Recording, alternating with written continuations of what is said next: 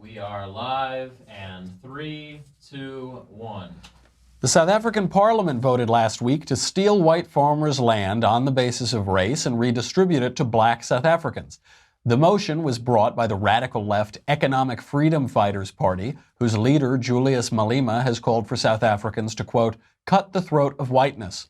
The land theft was supported by the late Nelson Mandela's own African National Congress Party, though presumably it wouldn't have been by Nelson Mandela himself, leaving international onlookers to wonder if South Africa has just destroyed itself. We will discuss with Lauren Southern, who has spoken to these very South African farmers in her new documentary, Farmlands. Then, speaking of colonial revolts, the Boston Massacre on this day in history. I'm Michael Knowles, and this is The Michael Knowles Show.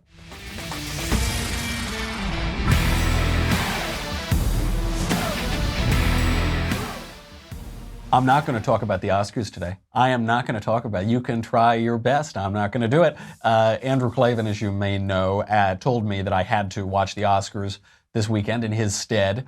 Well, he sipped a martini that was tempered with olive juice and my tears, and he really enjoyed that. I talked about the Oscars a little bit on his show and also on Fox News this morning. And when you do a hit on a morning show on the East Coast, when you do it from the West Coast, you have to wake up very early. You have to be there at like 2 a.m. or something like that. So I did that. We talked about the Oscars at Fox, and then I came right back to my apartment. And do you know what I did? I jumped right into my cozy Boll and Branch sheets, and it was so wonderful. It made it all worthwhile. Watching the Oscars, listening to Jimmy Kimmel's stupid, tedious, tired jokes, if you could even call them jokes, watching the whining and the screeching and the random lapel pins. They didn't even know what lapel pin to wear anymore. Then they gave a trophy to a famously accused rapist. So, you know, there was a lot to, but I got into my Boll and Branch sheets, baby, and that made it all worthwhile. Boll and Branch is a wonderful sponsor because they help keep the lights on and because they make a wonderful product. We are never going to agree on everything, but I think we can agree that we can all use more sleep. Last night I only got about 15 hours of sleep. That is much below my usual required 18 hours to keep looking fresh and covfefe. Getting a great night's sleep is easier and more affordable than you think. You don't need a new expensive mattress or sleeping pills. You just need to change your sheets. And that's why you should check out Boll and Branch. Now, look, I've moved around a lot. Since I grew up in New York, I went to school in Connecticut, I moved out here to LA. I always get new bedding, and I always just buy the cheapest, whatever, sandpaper that they sell at the dollar store. I didn't realize how nice sheets can be. Luxury sheets, though, can cost up to $1,000. I'm now realizing this as I register for wedding gifts. Some luxury bedding can cost $1,000, even more. In the store, but Boll and Branch sheets are only a couple of $100.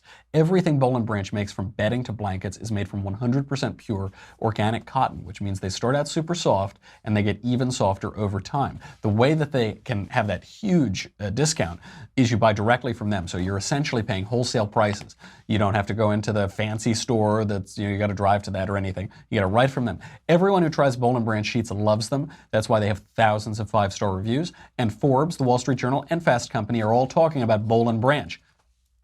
Even 3 U.S. presidents sleep on Boll and Branch sheets. I'm not going to tell you which ones. 3 U.S. presidents and 1 best-selling author of a book without any words in it. You could probably guess who the last one is. But 3 U.S. presidents sleep on those sheets, and you should too. Shipping is free, and you can try them for 30 nights, so there's no reason not to try it. Listen, for me, I told you, they don't pay me here, obviously, to come in, so all I get are the freebies sometimes. So look, 30 days of sheets, that's pretty good, man. That's about as good as it gets. You'd be a fool not to try it. If you don't love them, you can send them back for a refund. You're not going to want to send them back, I tell you that. There is no risk and no reason not to give it a try.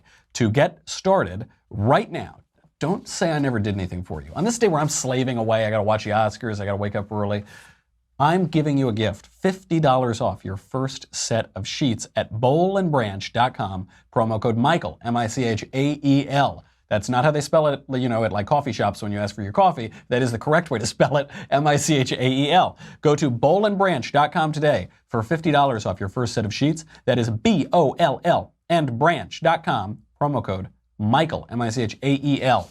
All right, let's get right into this. A lot of craziness is going on in South Africa. Oh, you haven't heard of it? You haven't heard of what's going on? Oh, I'm not that surprised. It's probably because the media don't cover this stuff at all, because they'd much rather cover Donald Trump's tabloid thing from the 90s. The South African Parliament voted last week to steal all of the white farmers' land. And guess how the economy reacted to that? Did not react very well. Banks are shocked by the move. It's going to cause serious panic. The agricultural industry obviously is faltering. International investors are now terrified of what will happen. It's deja vu all over again on that continent. We have seen this happen before. We saw it happen in Zimbabwe not that long ago. In 2000, for some historical perspective, the Zimbabwean government proposed giving itself the constitutional power to steal land from white farmers without compensation. When that move failed, the pro-Mugabe Zimbabwe National Liberation War Veterans Association marched on white-owned farmland. By 2002, this roving gang had killed the white farm owners on at least 7 occasions, according to Human Rights Watch. And, surprise, surprise, millions of black farmers were excluded from the redistribution. It's almost like when you start subverting the law and having strongmen go in and steal people's property. The poor people won't benefit from that. People that it's ostensibly intended to help will not benefit. It hurt the people that this was intended to help dramatically. More on that later. The dictator of Zimbabwe, Robert Mugabe, had given himself 15 farms by the end of all of this. Mugabe's deputy, number 2, Simon Muzenda, gave himself 13 farms. Cabinet ministers held 160 farms. Parliamentarians held 150 farms. And the 2,500 war veterans who had marched on all these farms, do you know how many farms they received? They received 2 farms. 150, 160, 15, 2. 4,500 landless peasant Africans, black Africans, received just 3 farms. The whole process displaced 200,000 black farm workers, left them homeless and without any means of supporting themselves. Farm production, you'll be shocked to hear, fell massively. It fell by over 2/3 in just 5 years. These once bustling farms. Zimbabwe was called the breadbasket of southern Africa. Bustling farms ended up with a starving population. Tobacco, Zimbabwe's main agricultural export, collapsed. As a result, Zimbabwe's government was put on a credit freeze, which led to a major trade deficit. The economy collapsed. Hyperinflation took hold. You might remember this from a few years ago. It rendered Zimbabwean banknotes worthless. You could get bills for like $1 trillion or something. I think you can still find them on eBay. People would, Zimbabweans would put the bills in their hair or on their hats or something. It just didn't mean anything. They'd burn them. Hyperinflation hit 79.6 billion%, billion with a B, by November of 2008. And by 2015, Zimbabwe totally switched to the US dollar as its currency because its own currency wasn't worth the paper it was printed on. Last November, Zimbabwe finally learned its lesson and sacked Robert Mugabe. It took them a while, but they did it. Now, just as Zimbabwe learns its lesson, South Africa wants to copy that devastated country. In 2017, just last year, Julius Malema, the head of this party in South Africa, the leader behind this land grab, he said, "We love Uncle Bob Mugabe." To help us make sense of all of this madness, of what has happened to Nelson Mandela's country of reconciliation and prosperity and the light of hope in Africa, to make sense of what happened from that country to this present madness, we bring on Lauren Southern, who has a new documentary she's just made about what's going on with the farmlands of South Africa. Here's just a clip from her footage. I'm seeing, especially for murders, you don't get used to it. The torture that we find have been done on these farm murders are unbelievable. We found pieces of nails being pulled out. We found hands being removed from bodies. We found people raped, brutally murdered, babies, children, the farmers trying to protect their families, and there's just no stopping. The farm murders are brutal. Rolene and I went to this farm murder scene in the Northwest, and we came upon this beautiful white house, and everywhere you looked was blood splatter. Since from where you walked in, there was blood against the curtains, the walls, the paintings, the floor, and you could see where 2 babies were murdered in the bathroom. So they were definitely attacked while giving the babies a bath. One of them actually survived and crawled all the way from the bathroom. He was about 2 years old. Crawled all the way from the bathroom to the main bedroom where the mom was murdered. That is some pretty haunting footage. And I think maybe for people in my generation, people who don't remember Nelson Mandela, they don't realize how shocking this is. Nelson Mandela famously the head of the African National Congress, which now has apparently supported this land grab. He was jailed for decades for opposing apartheid. He was this martyr figure of apartheid. He was criticized by people on the right for being a communist terrorist, as people on the right called him, and he was criticized from the left for being too conciliatory, for wanting too much reconciliation in his quest to unite South Africa. But he did, during his lifetime, unite South Africa, was really considered to be the hope of that continent and a real path forward out of colonization. And that's over now. That is clearly over now. His own party has turned on that spirit of reconciliation. And you don't see these reported in the news very much. You don't hear about the murders on these South African farms. You don't hear about this land grab yet. I wonder why that is. That is a little strange. We will get Lauren on to talk about this, but before we do that, we've got to, what I want to do is go from really just horrible, disturbing things in the show today to like nice things. So before we do that, before we get into it with Lauren, I do want to talk about Blue Apron, a wonderful service that also keeps the lights on in this place and that I have been using quite a lot. We're talking about bread baskets. Blue Apron is a good place to start with that. It is the leading male. If you can't laugh, you're going to cry. So you got to just laugh about some of these things. Blue Apron is the leading meal kit delivery service in the United States. While many people know what we do, many don't know about the types of meals you eat when you cook with Blue Apron. You're not just having burgers for dinner every night. I would never do that. I would throw plates at the wall. I'd go cry to lose it. You're making short rib burgers with a hoppy cheddar sauce on a pretzel bun. You're preparing seared steaks and thyme pan sauce with mashed potatoes, green beans, and crispy shallots, all in under 45 minutes. Takes me a few hours, but for most people who are competent at this sort of thing, takes 45 minutes and no trip to the grocery store. This is one of the finest aspects of this. I am a millennial. I will not leave my couch. I will not leave my chair. I will not go outside. If I can't get it on the computer, I don't want it. And this sends it directly to you. Blue Apron is the #1 fresh ingredient and recipe delivery service in the country. Its mission is to make incredible home cooking accessible to everyone. Living the bachelor lifestyle, as I've done for many years, it's so tempting to just get some gross takeout thing and eat your sludge every night just to fill this machine, this flesh that we just treat as meat instead of as a dignified human body.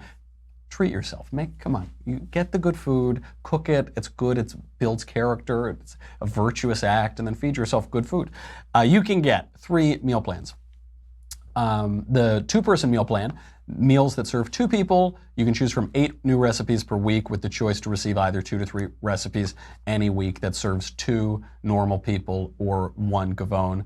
The family meal plan that serves 4 people, choose from 4 new recipes per week with the choice to receive either 2, 3, or 4 recipes any week. Again, that serves 4 normal people or 1 Gavone. And the wine plan, 6 bottles of wine from renowned winemakers delivered monthly. This is important, and I know what you're thinking. That 1 Gavone, 6 bottles monthly isn't going to cut it, but it's a good start. It is a good start. So there are a lot of really good ones. I've been eating this a lot recently. Again, they don't pay me money here at the Daily Wire, so I have to eat what they send me, and it's really, really excellent food. It's very convenient, very flexible, 12 new recipes a week. You're not going to get sick of it. Customers can pick 2, 3, or 4 recipes. Blue Apron sends only non-GMO ingredients and meat with no added hormones. Previously, in my previous despicable bachelor life, I was actually only eating meat hormones. That's all I could afford. That's all I could go, just eating the hormones that some corporations pump into the meat. It's really, again, don't say I never did anything for you. Blue Apron is treating the Michael Knowles Show listeners to $30 off your first order if you go to blueapron.com/covfefe, C-O-V-F-E-F-E. This should not be a difficult decision for you. I'm giving you $30 of free food that you don't even have to go to a store for. It just gets delivered to you. And you get to type in the greatest promo code in television history, blueapron.com/covfefe, C-O-V-F-E-F-E. Check out this week's menu and get your $30 off. Blue Apron, a better way to cook. Do I have Lauren on now? All right, Lauren, thank you for being here.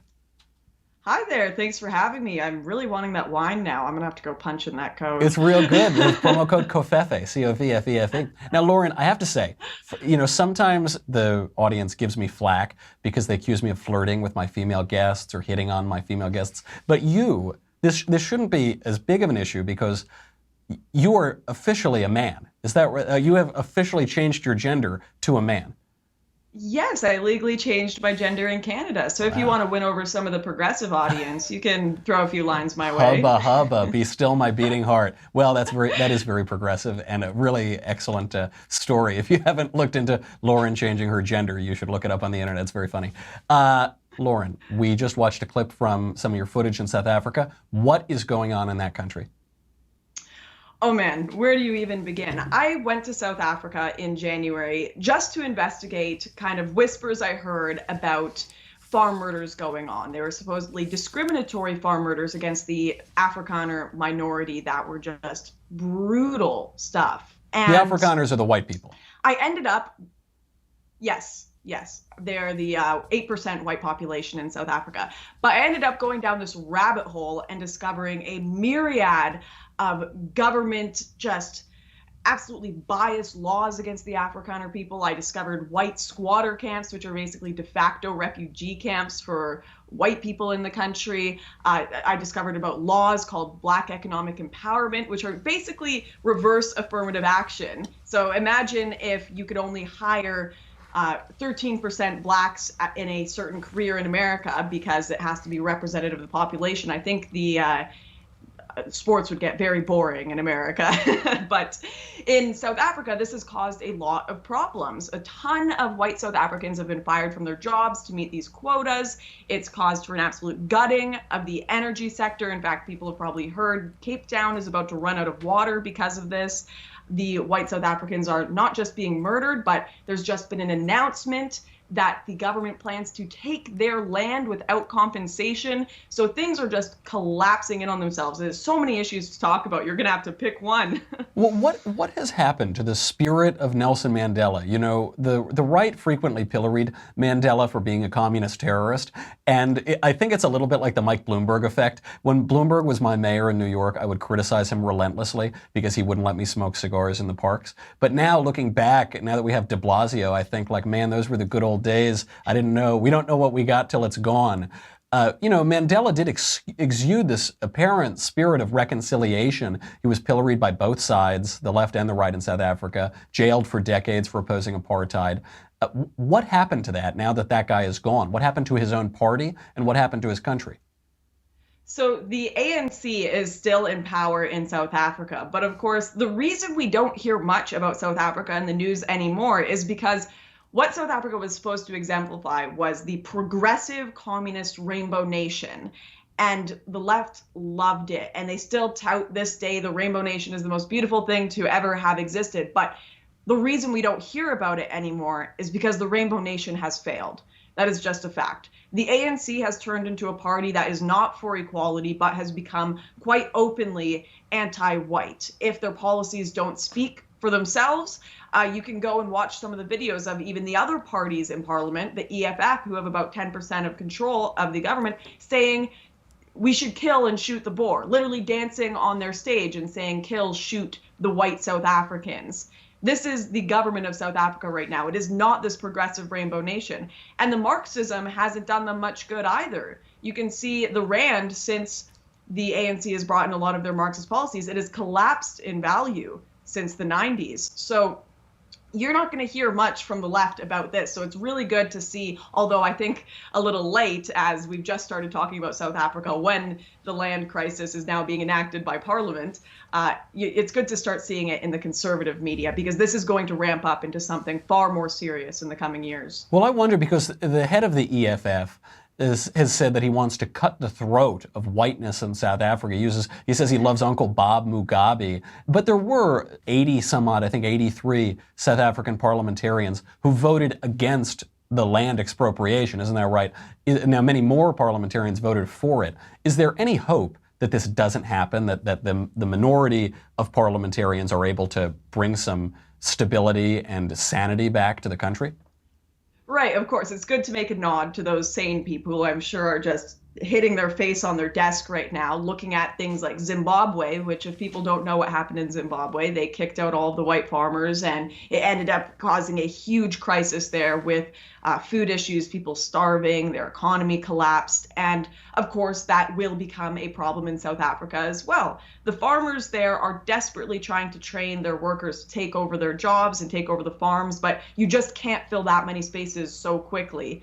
So I think there are at least some people within the media and within the government that realize that confiscating white land is not just going to be a problem for white people, it's going to be a problem for all South Africans, black, white, mixed alike.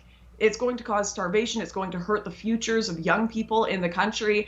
And if enough people can start talking about that, showing what happened in Zimbabwe, who are now inviting back the white farmers because they need help, hopefully there can be some change, but people have to start talking about it. We can't wait until it actually happens, because the mainstream media, I found, waited until the land crisis was actually seen in Parliament and passed. They waited for that last kind of moment. If we wait again until more drastic policies and laws happen, then things might be far too late. It's amazing.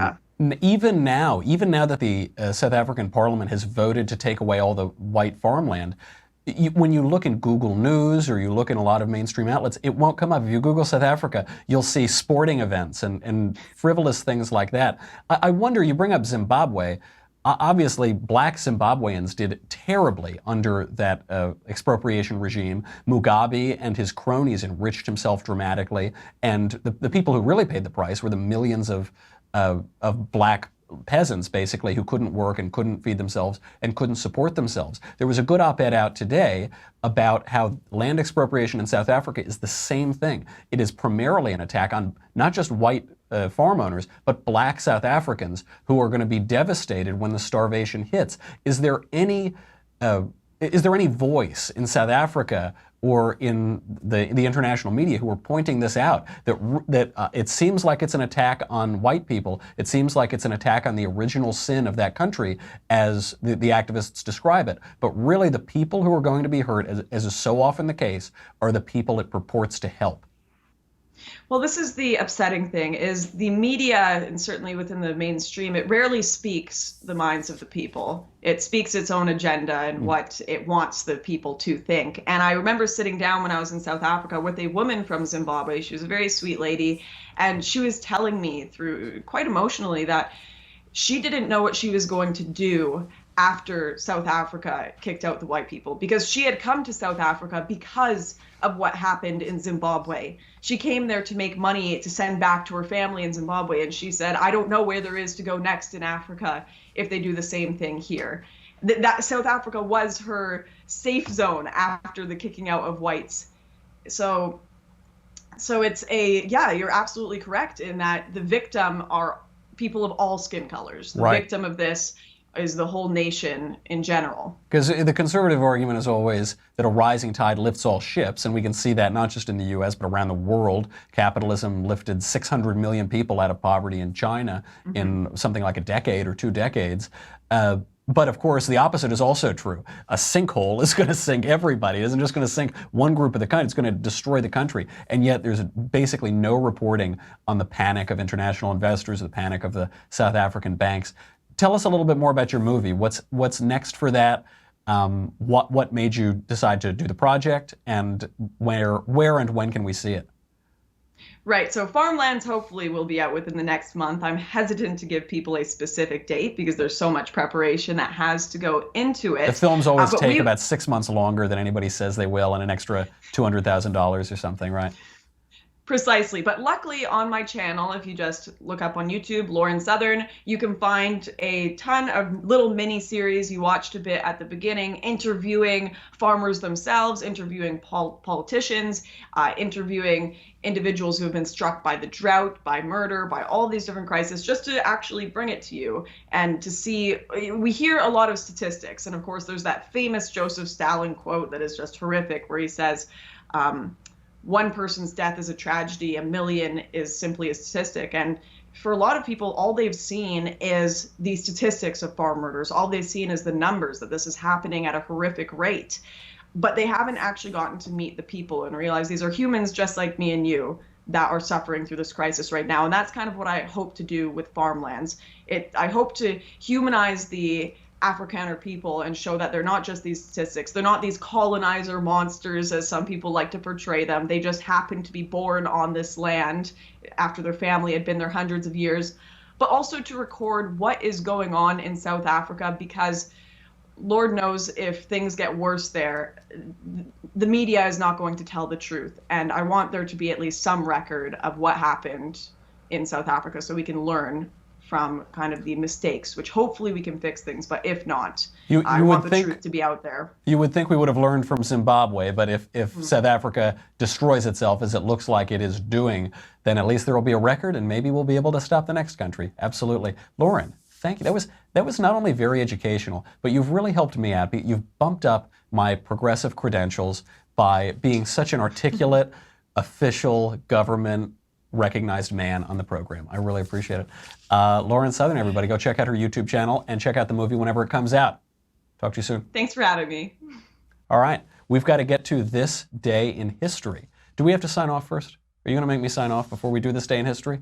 Oh, that's so awful. This is a good this day in history. Speaking of colonial revolts, this is an excellent, a timely this day in history from what took place on this very Monday in 1770. But if you're not on dailywire.com, you can't watch it. If you're on Facebook or YouTube, ha ha ha. If you're on Facebook, though, come over to dailywire.com. It will be $10 a month or $100 for an annual membership. But what will you get? You will get the Andrew Klavan Show, the Ben Shapiro Show. You'll get me. You'll get the conversation, and you can ask Ben questions. He's the one who's up next. Now, look, everybody can watch the conversation, but only the subscribers can ask questions. Many are called, but few are chosen. Yeah, you'll get all that, but who cares? Nobody cares about all that. We want to thank all of our current subscribers, and I know our current subscribers are going to make everybody very envious because they have this, the Leftist Tears Tumblr, baby. Oh, this is so important. This is the Jimmy Kimmel vintage, because last night, Jimmy, he held it throughout most of the broadcast. He didn't cry. You knew he wanted to, but those Oscars ratings are going to come out today. And then Jimmy Kimmel is going to unleash an outrageous outpouring of tears, and you're going to need your Tumblr if you want to protect you and your family. It's really important. Go to dailywire.com right now. We will be right back.